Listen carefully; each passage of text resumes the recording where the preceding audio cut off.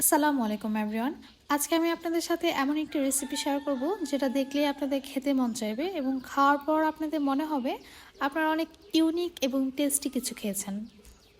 রমজান মাসে আমাদের সবার বাসায় কম বেশি ইফতার পার্টি থাকে।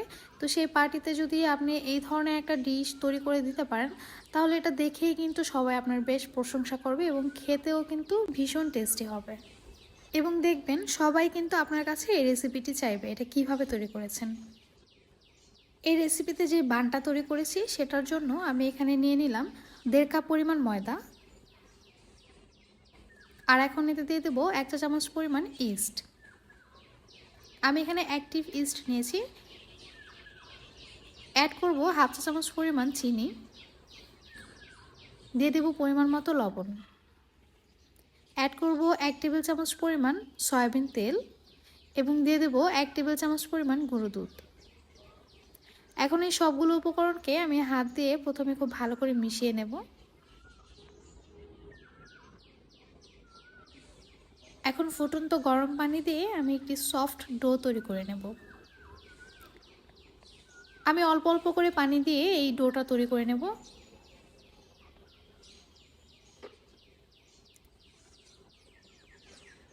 দেখতেই পারছেন ডোটা কতটা সফট হয়েছে। এখন এই ডোটাকে ঢেকে আমি রেস্টে রেখে দেবো 1 ঘন্টার মতো। আমার রেসিপিগুলো যদি আপনাদের ভালো লেগে থাকে তাহলে অবশ্যই আমার চ্যানেলটি সাবস্ক্রাইব করে যাবেন। 1 ঘন্টা পর দেখতেই পারছেন ডোটা কতটা ফুলে গিয়েছে। আমি একটা গরম স্থানে এই ডোটা রেখে দিয়েছিলাম। এখন এই ডোটাকে আমি কিছুক্ষণ মথে নেব।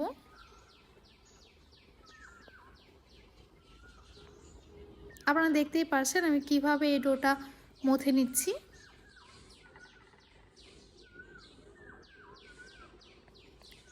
এই ডোটাকে আমি আরও কিছুক্ষণ রেস্টে রেখে দেব। আর এটাকে অবশ্যই খুব ভালো করে ঢেকে রাখতে হবে। এখন একটি কড়াইতে আমি নিয়ে নিলাম 1 টেবিল চামচ পরিমাণ বাটার। আর এর মধ্যে আমি দিয়ে দেব 1 কাপ পরিমাণ মুরগির মাংসের কুচি। আমি মুরগির মাংসটাকে একটু মোটা মোটা করেই কেটে নিয়েছি। এখন বাটারের মধ্যে এই মাংসটাকে আমি ভেজে নেব যতক্ষণ না পর্যন্ত এটা সাদা হয়ে আসে।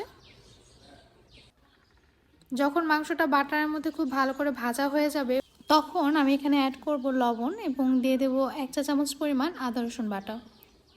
লবণ এবং আদা রসুন বাটা দেওয়ার পর আমি চিকেনটাকে একটু ভেজে নেব বাটারের মধ্যে।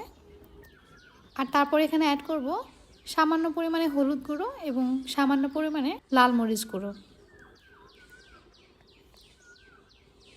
এখন এই সমস্ত মশলাগুলোকে আমি একটু মাংসের সাথে খুব ভালো করে কষিয়ে নেব।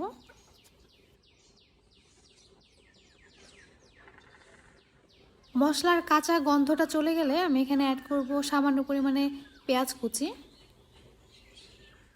পেঁয়াজটাকে আমি বাটারের মধ্যে খুব ভালো করে ভেজে নেব। এখন এখানে দিয়ে দেব সামান্য পরিমাণে পানি। পানি দিয়ে আমি এটাকে ঢেকে রান্না করব 5 থেকে 6 মিনিটের মতো। এর মধ্যেই পানিটা সম্পূর্ণ শুকিয়ে যাবে। আর চুলার আঁচটা কিন্তু মিডিয়ামে থাকবে। মাংসের পানিটা সম্পূর্ণ শুকিয়ে গিয়েছে এবং মাংসটাও কিন্তু সেদ্ধ হয়ে গিয়েছে। এখন এখানে আমি অ্যাড করব 1 চা চামচ করে টমেটো সস এবং সয়া সস। এরপর এখানে আমি অ্যাড করব ক্যাপসিকাম কুচি। আর তারপরে এটাকে হাই হিটে রান্না করব 2 থেকে 3 মিনিটের মতো। মাংসের যে পুরটা আমার প্রয়োজন ছিল সেটা কিন্তু তৈরি হয়ে গিয়েছে।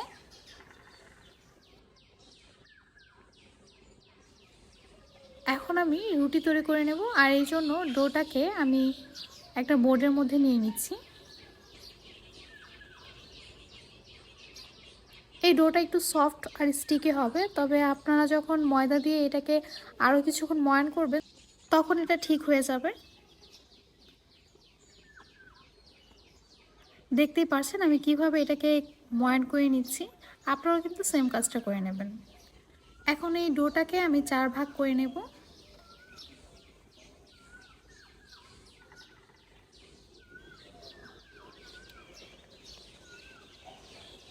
4 ভাগ করার পর আমি প্রত্যেকটা ডোর পিসকে আমি প্রথমে একটু পানির মধ্যে ডিপ করে নেব আর তারপর এটাকে আমি তিলের মধ্যে ডিপ করে নেব। আমি এখানে সাদা তিল নিয়েছি। তেলের পরিমাণটা একটু বেশি করে বাটিতে নিতে হবে।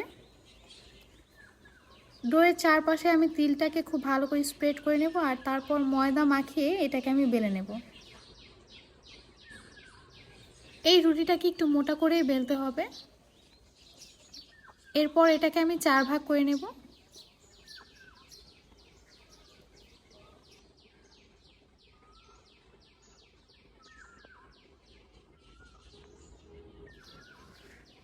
এইভাবে করে এই রুটির পিসগুলোকে আমি 5 মিনিট রেস্টে রেখে দেব তৈরি করার পর। আর তারপর আমি এই পিসগুলোকে ভেজে নেব ডুবো তেলে। তেলটাকে অবশ্যই প্রথমে খুব ভালো করে গরম করে নিতে হবে আর তারপর চুলা আঁচটা মিডিয়ামে রেখে আমি এগুলোকে ভেজে নেব। তেলটা যদি গরম না হয় তখন কিন্তু এই রুটিগুলো ফুলবে না, তাই তেলটাকে অবশ্যই একটু ভালো করে গরম করে নিতে হবে।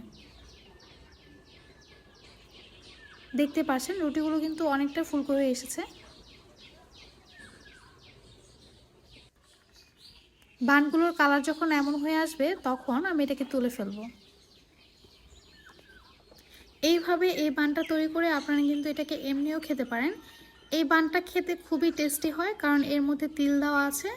তিলের যেই আলাদা একটা টেস্ট সেটাও কিন্তু এই বানের মধ্যে পাওয়া যাবে। এখন আমি যে চিকেনগুলো রান্না করে রেখেছিলাম তার মধ্যে কিছু চিজ দিয়ে আমি চুলার আঁচটা জ্বালিয়ে একটু রান্না করে নেব, যাতে করে চিজটা একটু মেল্ট হয়ে আসে।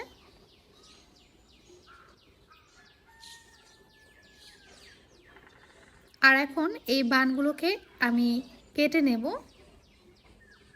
এরপর আমার বলার কিছু নেই, আপনারা দেখতেই পারবেন আমি কিভাবে এই চিকেন বান অথবা চিকেন শর্মাটাকে তৈরি করে নেব। আর দেখতেই পারছেন এই বানগুলোর ভেতরটা কতটা ফ্লাফি হয়েছে এবং কতটা পারফেক্ট হয়েছে। এই চিকেন বানটা তৈরি করার জন্য আমি আমার ঘরে তৈরি করাই শর্মা সসটা ব্যবহার করব। এই মেয়োনিজটা আমি ডিম ছাড়া তৈরি করেছি এবং এটা খেতে অত্যন্ত সুস্বাদু। আপনারা চাইলে আমি এই সসের রেসিপিটি আমার চ্যানেলে আপলোড করে দেব।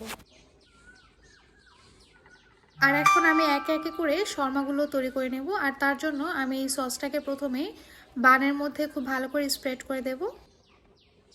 আর তারপর আমি এখানে দিয়ে দেব লেটুস পাতা, টমেটো এবং পেঁয়াজ। আর তারপর যে রান্না করে রেখেছিলাম চিকেনটা সেটাও দিয়ে দিচ্ছি। এইভাবে করে সবগুলো শর্মা আমি তৈরি করে নেব।